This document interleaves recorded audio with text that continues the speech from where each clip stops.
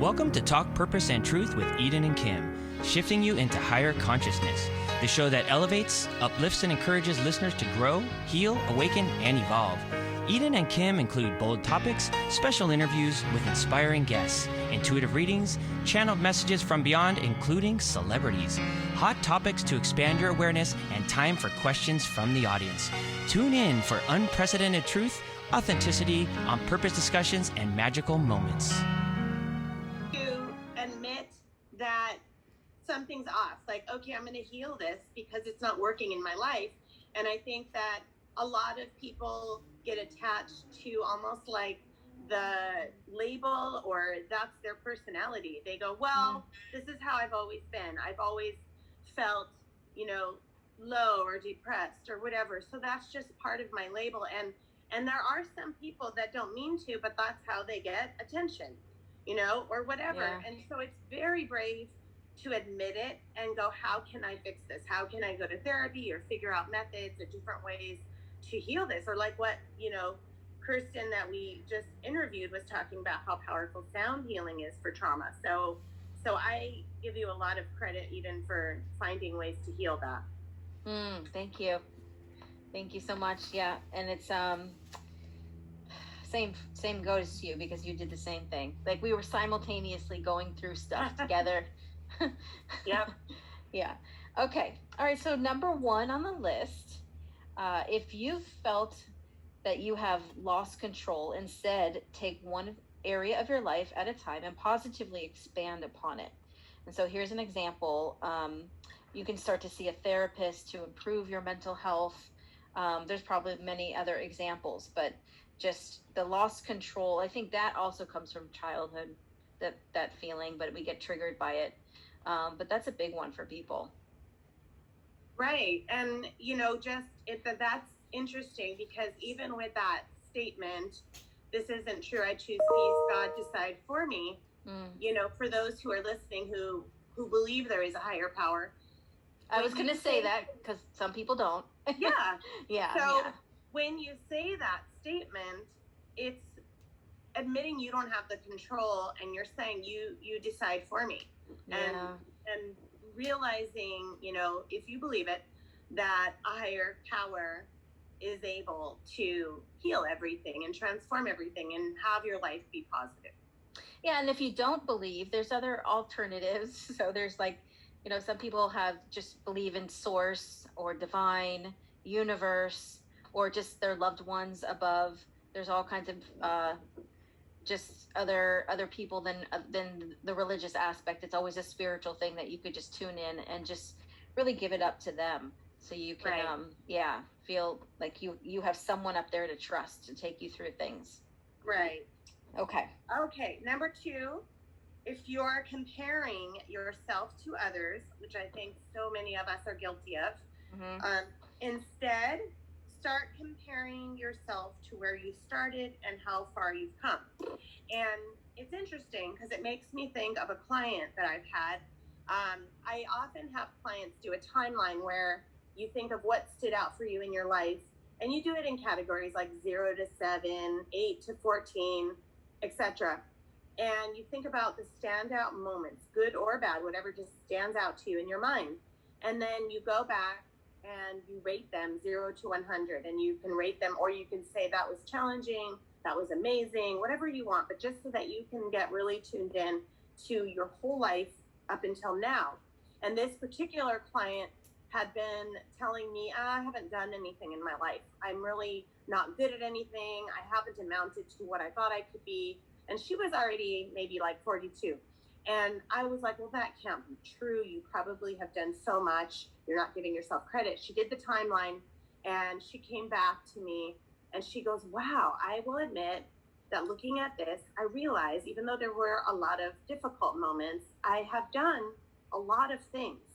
And it gave her some ideas on what to do next, because very often your timeline is going to help you give yourself more credit, which is the key.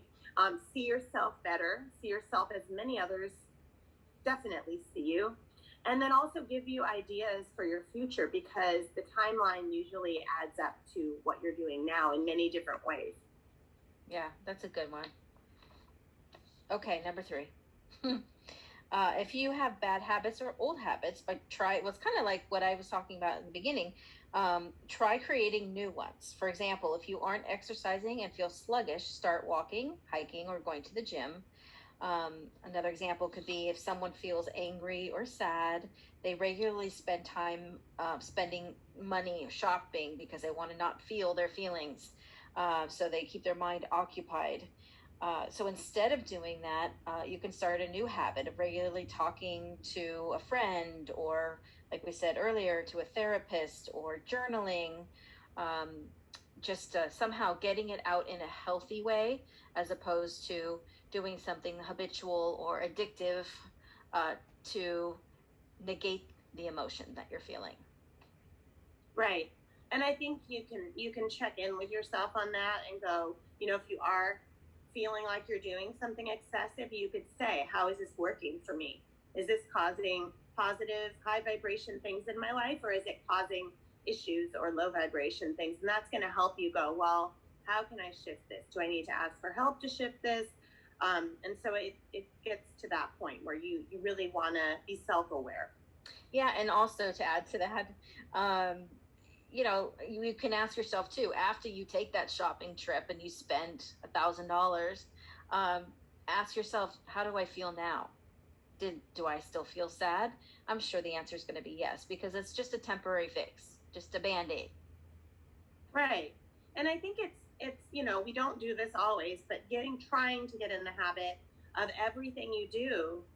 If let's say I'm going to go shopping, I'm going to say, well, wait a minute, how much do I want to spend? Do I really need these things? Do I feel like frivolously buying a shirt for fun? Can I? Hey, okay, once in a while do that. That's okay. That's uplifting sometimes. But to be really aware of what you're doing is going to help you in whatever you do. And so I do the same thing with, if I'm going to have a piece of cake or something. Well, how many have I had in the last week? Do I need this? Is it really going to make me feel better? Can I just put it away and have fruit? You know what I mean? So I think it's the self-awareness too. Yep. So, okay, number 4. Yes. Number 4 is simply little things like rearranging your furniture, going on a trip, making a new song playlist, things like that. Finding creative ways that actually shift your energy. And that is a great way to get you unstuck, because if you're always doing the same things and things look the same and you're driving the same way and you're eating the same things, then you may get into a rut where you feel like things are stagnant or stuck. Mm-hmm. Definitely. And that can go for most everybody who's dealing with being in quarantine right now. Right. For example. Yeah. Yeah, you have to get creative and find new ways to do things. And I was thinking about that yesterday. I saw something on TV where, I know what it was. I was watching Housewives of Beverly Hills, and Kathy Hilton, from all the Hilton hotels, she's really funny. But yeah. she's like, most people do dinner parties and have the exact same food and the exact same guests. And I like to change the decor, change the food, bring a few new guests. I thought, you know what? That's a good example to kind of do with whatever you're doing. Like, how can I spice this up and make it a little bit different? Maybe be a little bolder, whatever. And then that gets you more creative and gets you unstuck. Yes, you can buy the, okay, I'm probably going to pronounce it wrong, but the Baccarat. Oh, God. $225 no, it candle was $1,000. holders. Oh, was it? But it was something with a 2. Maybe it's 2,000. The candle holders that she bought for her table. Yeah. Yeah. And have a butler. Yeah. Yeah. Well, she can do that. Right. Yeah. Okay. Number 5. If you feel blah, boring, or the same, try a new look. It can be as simple as a bright colored shirt, which I put one on today. I saw that. I like it. Thanks.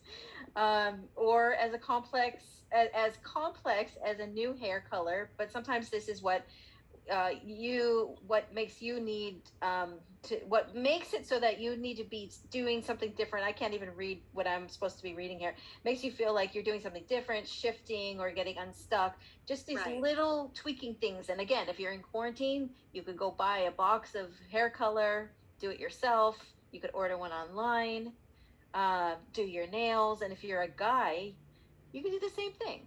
Yeah, totally. And it helps. I mean, I feel like doing stuff like that does make you feel better because you're just doing things that whatever works for each person. You know what I mean? Yeah. And it helps you feel good for yourself. Like when I go get my hair styled or something I don't know how to do, I'll feel better. I don't know, just because it's different. Yeah. So, okay, number 6.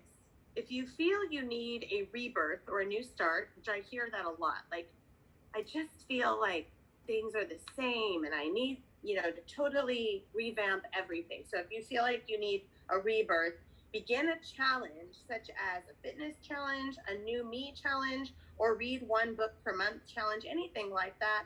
This can reinvigorate you to be enthusiastic and believe in yourself. And definitely, if you can, have an accountability partner. Like if you say, okay, I'm going to do this 60-day workout program, who are you checking in with to say, hey, today I did it. I worked out 90 minutes or whatever. Have someone that can be on the team with you to do this rebirth. Yeah. And another thing to add to that could be a cleanse. People can do like a 1-day cleanse, a 30-day cleanse. There's so many different options. Yeah, but we're not medical doctors. I did a 10-day cleanse and I got really sick, and so did my husband. So I'm afraid of those now. Yeah, I actually did too. I did one and I was on day 27 of 30 and I got sick and I swore I would never do it again. I know. Yeah. But I know it does work really well for some people, for sure. Yeah. Our bodies just rejected it. Yeah. Okay, so number 7, do a vision board or start journaling. That's something that I've done with my kids. I know you have done with your kids. It's fun. But you know what about that? I'm going to make it sound negative, but magazines are so expensive now. Yeah. We went and bought a bunch at the market to do our vision board project, and I probably spent like $100 on magazines, and we still didn't have enough pictures. But is it worth it? Is your vision board, was it worth it? Did what I put on there happen yet? Well, is that what you're asking? It depends how long ago it was too. Yeah, no, it was a few months ago. We'll see. I feel, because I've done vision boards over the years since probably like 2010.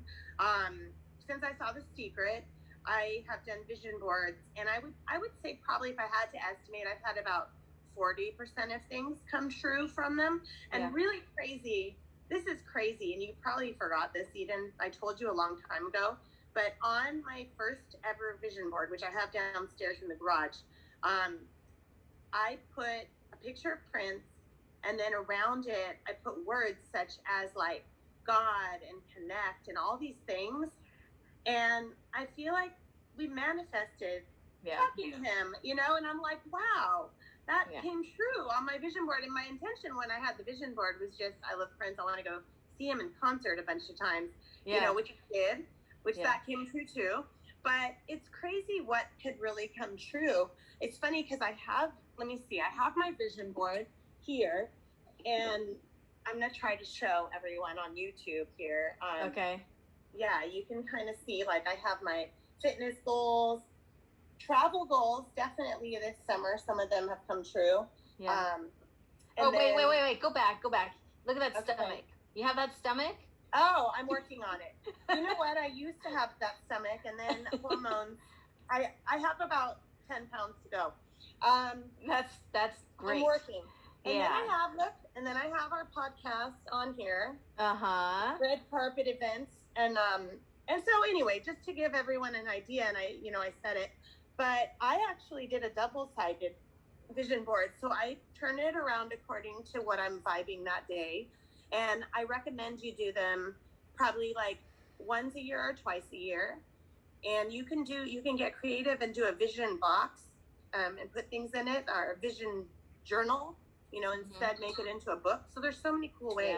Yeah. to I get like the into box. I like the box, and we mentioned that in an episode many, maybe last year about the God box. Yeah, I have one that you gave me. Yes, and then you gave me one. Yeah. Yeah. So yes, God box too. I highly recommend that, where you write down what you want to manifest, and then you put it in the box, leave it, and then hopefully God will work it out for you. Yeah. So I would love our audience members, if you make a vision board, send us a picture of it, and we can talk about it on the show. Yeah. And then the last one, number 8, is volunteer or give back. And that kind of goes along with what we were talking about at the beginning of the show with what are you doing to make a difference in the world. But if let's say you're grieving or you're feeling stuck because of a breakup or whatever it might be, the best thing to do is to go use your heart to give back love, give back kindness.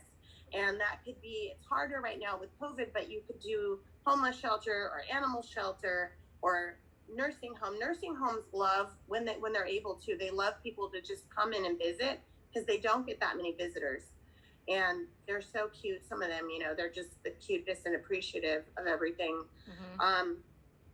What kind of giving back and volunteering have you and your girls done, Eden? Oh, you're putting me on the spot. Think about, over the years, did you guys ever have like a project you raised money or something like that? Well, I mean, we did a lot of that for their soccer teams, things like that, and every year they had breast cancer awareness day or weekend. It actually was month for the month of October, always raising money for that. So yeah, we did, and right now I can't think of anything else. Well, I think what I think too counts is whatever career you're in, for everyone listening. If there's a way to use maybe 10% of that, either raise the money you make or by giving back. Like for me, I'll speak once in a while for no charge, or I'll take on a client for no charge. And I feel like that's a great way to give back. Yeah, I've done that. I have done that. Yeah. And we do other things like, collecting items for homeless, and I think we've done I can't even remember anymore, but something with clothes and donating clothes to different organizations, things like that. And that's always easy to do. Right, absolutely. Yeah. So 8 ways to get unstuck. Yeah.